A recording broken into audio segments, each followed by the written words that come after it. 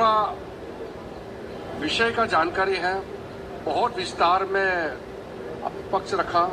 सरकार के ओर से हमारे सॉलिसिटर जनरल ने विस्तृत रूप से एक्ट में जो प्रावधान है और उसका मंशा, सरकार का जो सोच है, उसको भी सुप्रीम कोर्ट में रखा है। और मैं मानता हूं कि सुप्रीम कोर्ट का जो बेंच ने जो तय किया है, ये हमारा लोकतंत्र के लिए भी बहुत अच्छा शुभ संकेत है, क्योंकि कोई भी कानून जब पार्लियामेंट में बनता है और पार्लियामेंट में विस्तृत रिकॉर्ड चर्चा, आपको मालूम होगा वक्फ अमेंडमेंट बिल में जब चर्चा हुई थी लोकसभा राज्यसभा में, सबसे लंबी चर्चा भारत का संसद का इतिहास में, सबसे longest discussion ever, Lok Sabha Rajya Sabha सुबह तक इतना गहराई से चर्चा करने के बाद उसको खारिज नहीं कर सकता है।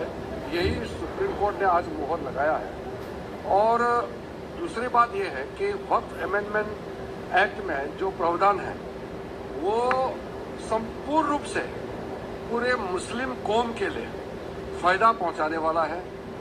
और वक्फ बोर्ड के माध्यम से जो मिसयूज होते थे, प्रॉपर्टी जो मिसयूज कब्जा करते थे, वो भी बंद हो जाएगा। और वक्फ प्रॉपर्टी से जो भी फायदा होगा वो मुस्लिम महिलाओं के लिए, मुस्लिम बच्चों के लिए, यतीम के लिए, जो बेघर है, जो मुसलमानों में भी जो गरीब है, जो पिछड़ा है, उनके लिए काम आने वाला है। इसलिए सुप्रीम कोर्ट के जजमेंट से मैं संतुष्ट हूं।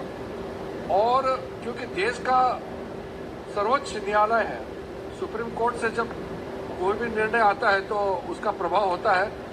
और एक तरीके से पार्लियामेंट ऑफ इंडिया का जो डिसीजन है उसको कायम रखा।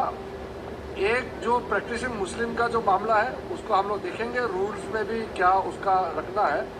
लेकिन ओवरऑल जो पूरे डिटेल तो मैंने अभी जजमेंट पढ़ा नहीं है, लेकिन जजमेंट को स्पिरिट और जो पूरा संपूर्ण ऑर्डर का भाव को मैं कहना चाहता हूं कि हमारे लिए, देश के लिए बहुत अच्छा जजमेंट आया। और डेमोक्रेटिक इंडिया के लिए, पार्लियामेंट्री डेमोक्रेसी के लिए ये जजमेंट बहुत अच्छा संकेत है।